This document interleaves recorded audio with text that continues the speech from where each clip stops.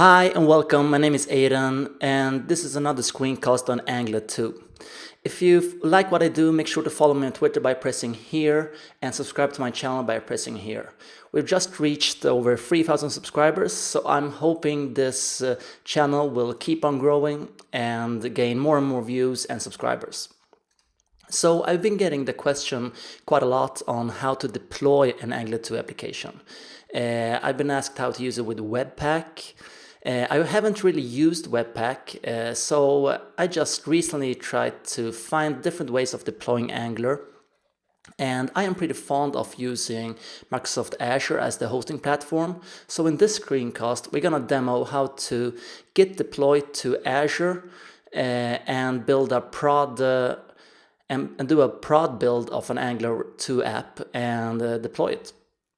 And we're not going to set up the entire continuous integration environment in this screencast. If this is a success and you guys want to see more, then we'll probably set up a more complete continuous integration environment. But for now, we're just going to focus on how to do the basics, create a simple app using the Angular CLI, which we haven't used before in my screencasts.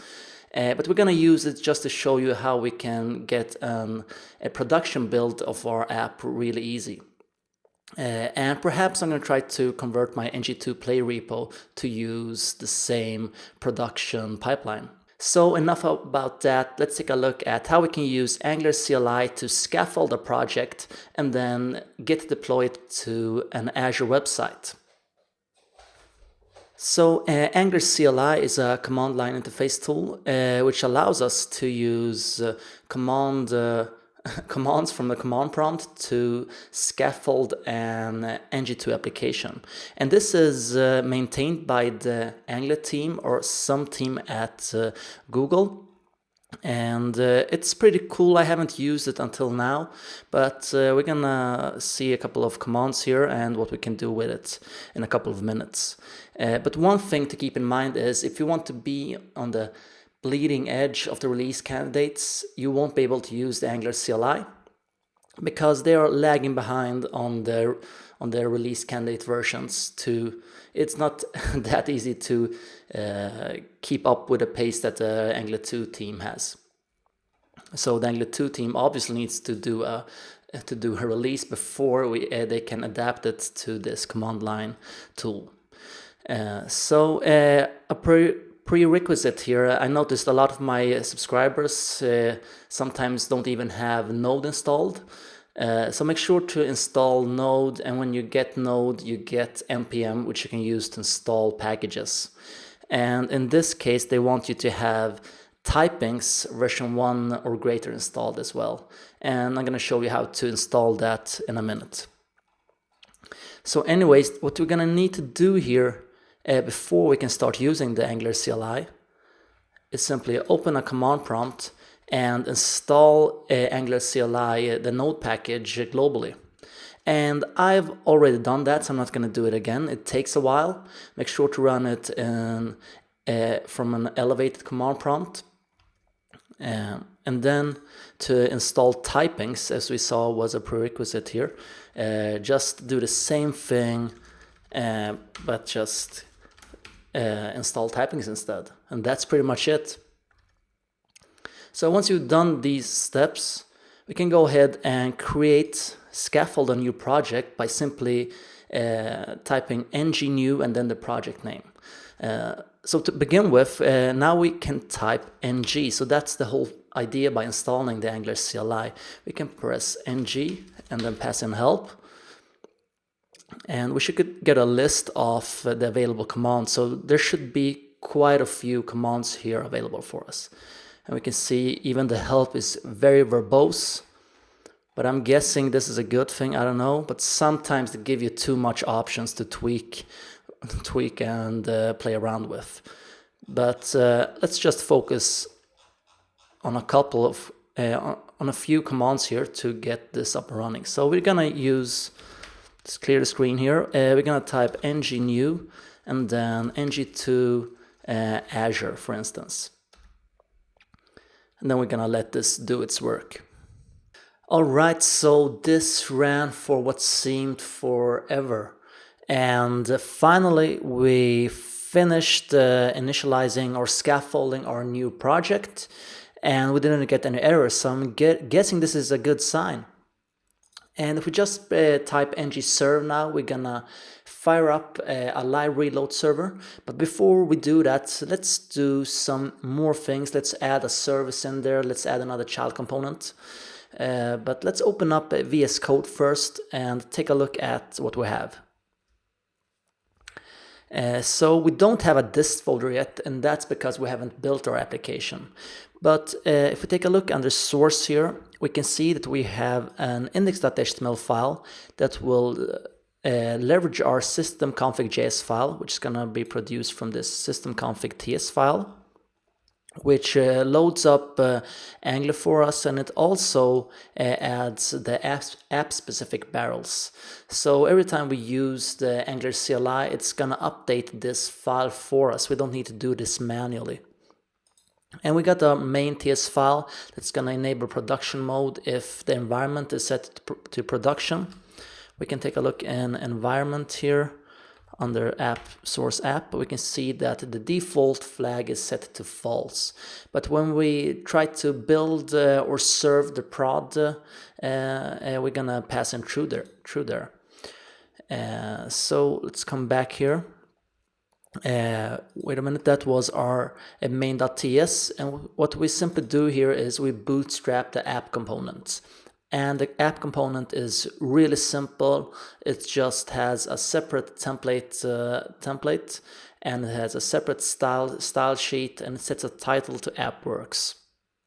And we simply just display the title in the HTML template. And we don't have any styling for this component. So let's take a look at the documentation here and see what else we can do. We can, for instance, scaffold a lot of things here. We can scaffold a component, directive, pipe, services, classes, and so forth. We can also generate routes, but since the router has been reworked to version 3.0, this generating of routes has been disabled for now. So if you try to run this command, we will get an error. Or let's not run it from there. Let's change to ng to Azure first. We'll get an error that will say that this has been reworked and it has been disabled for now. So Angular CLI is lagging a bit behind the Angular 2 releases, but that's fully understandable if you're asking me. So, but we can go ahead and try to scaffold a service and a child component that will leverage this service. So let's get up these side by side here and just go ahead and generate a new service. Let's call it a data service. Let's actually put this under app source. Let's actually work from the source folder. Why not? And try to generate a new service called data, and we're going to want to put this in the shared folder since several components may perhaps leverage this data service that we want to create. So let's put this on the shared and call it data. Invalid path.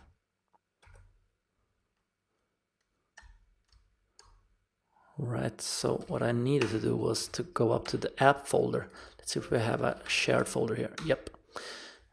So let's try that again, but this time instead not past the app. So let's generate a service called data in the shared folder. And now we can see that we created two files. So we have a data service and a data service spec file that will contain our tests for this service.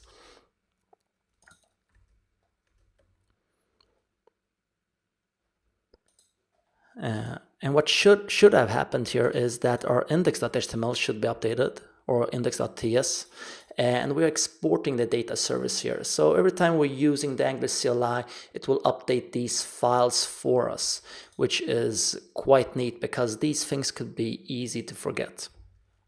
And let's just create a really simple data service, which will have a method called getData, which will return a string, and the string will simply be hello world.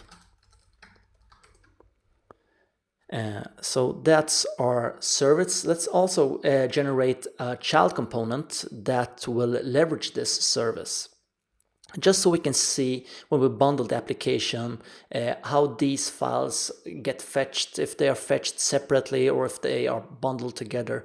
Let's do something more than the simple scaffold new project and then try to deploy to Azure. So let's get up the command prompt again, get rid of that, and let's generate a new component, call it child. So we don't need to call it child component, the component part will be added. So you can see we got a separate folder here called child, and we have separate files for the child component. We got a separate CSS file, HTML file, and so forth. So if we come in here to our child component in the TS file here, let's try to consume our data service here. And we're gonna need to get things from one step up and then shared. And since our data service is exported in our shared folders index.ts, we should be able to find our data service here. And yep, we did. And now in a constructor, let's resolve a data service instance. We can get the type. Let's make it as a private instance. And now we can just have a property called greeting here, for instance, which will be a text. And then on init, which will be a string. And then just init this dot greeting should be this dot data service dot get data. Right, so really simple. And now we just want to display this greeting in our HTML template. So instead of that, we're just gonna say greeting from our child component, right? So now we have a service and we have a child component that consumes that service. Let's also try to display this child component, since we aren't trying to do that right now. And if we take a look in the component.ts, we can see that the selector, the HTML element that we will look for will be named app-child. So let's just go with this. Let's not change anything. And in app component, try to load up this. And for this to work, we're gonna need to pass the child component to the directives property of the component annotation in app component. So here we have directives, and now we want to pass in our child component. So let's get our child component from child, and we should have something called child component here. Cool, so it seems to work. And we also know that our child component will need our data service, and since this is our root component, we're gonna need to pass it to the provider's property on the component annotation. So let's pass in our data service to the provider's property here. So we can just import from, so let's say shared, right?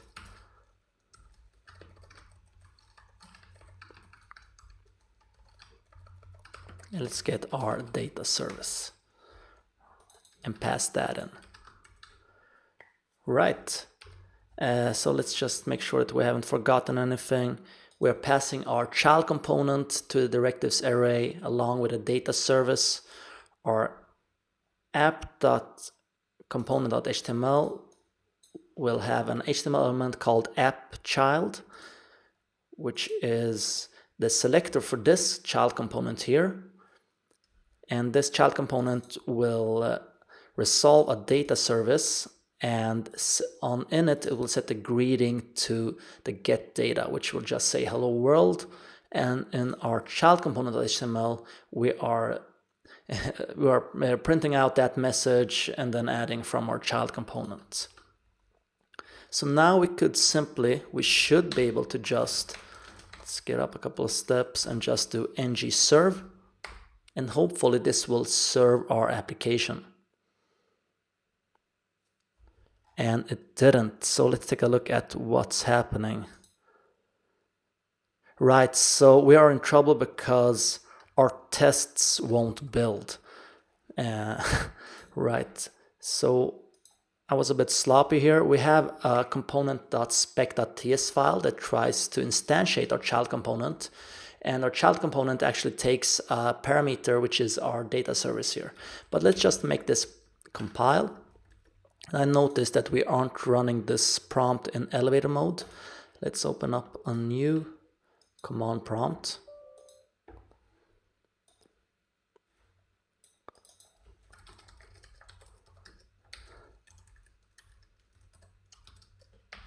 And now type ng serve. Let's hope this goes better this time. All right, so it looks like we have built successfully and we are serving our application. If we take a look in VS Code, we can see we have a new folder, a dist folder, which the built output is built into, and we can see under the vendors folder, nothing is bundled here. So if you try to browse this URL that we can see here, we should see a bunch of requests being made. So let's maximize this, and we can see that our app is working on the first attempt, which is pretty amazing. Didn't actually expect that. But if we refresh the app now, we can see a bunch of requests being made. And this is obviously something we don't want in production. So this is good for development, but for production we want to bundle these. And you can probably use Webpack, and I've seen there is a Webpack seed out there. But the Angular CLI allows us to bundle these by just passing in a param to the ng build or ng serve command, which is prod. So let's try that out. So now we can see we should be able to see our data service. Yep, we're getting that, and we have a child component, and everything seems to work. But let's stop this, and what we can do, we can go ahead and do ng build and pass in prod. So now we have a production build of our app. Let's serve it up. Ng serve. And you just might as well just pass in ng serve and prod here as well. You don't need to make a separate build with prod and then serve it. You can just go ahead and type ng serve prod. All right, so we built successfully. Let's open up the browser, refresh, and we can see the requests are really slimmed down. We don't see a couple of hundred requests like we did earlier. But we can see also that the child component and the app component are fetched separately. You can probably do something about that as well. Just bundle all the HTML files into one single file. I know that's something that's pretty popular for Angular 1. But this is quite some progress from what we had just recently. All right, and it seems to work. So next step is to simply deploy this to Azure. And if you've been watching the folder structure, you should be able to see that we have initialized a Git repository here. We have a Git folder and a Git ignore file. So they've set up that with the scaffolding of the new project. So we don't want to do everything now. We don't want to set up an entire CI configuration. We just want to host this dist folder once we've built locally on our machine in Azure to begin with. But in the future, what we want to do is for each commit, probably make a new build and then deploy to a staging slot in Azure. And probably run the tests as well and only deploy if the tests are green. But let's take one step at a time and just get the site up and running in Azure. So let's open up the Azure portal and create a new website. Alright, so what we have in front of us here is the Azure portal, and what we want to do is we want to create a new website. So let's create a new web app.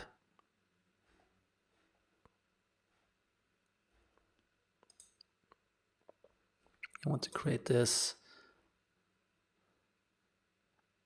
I really don't like the blade layout. I know.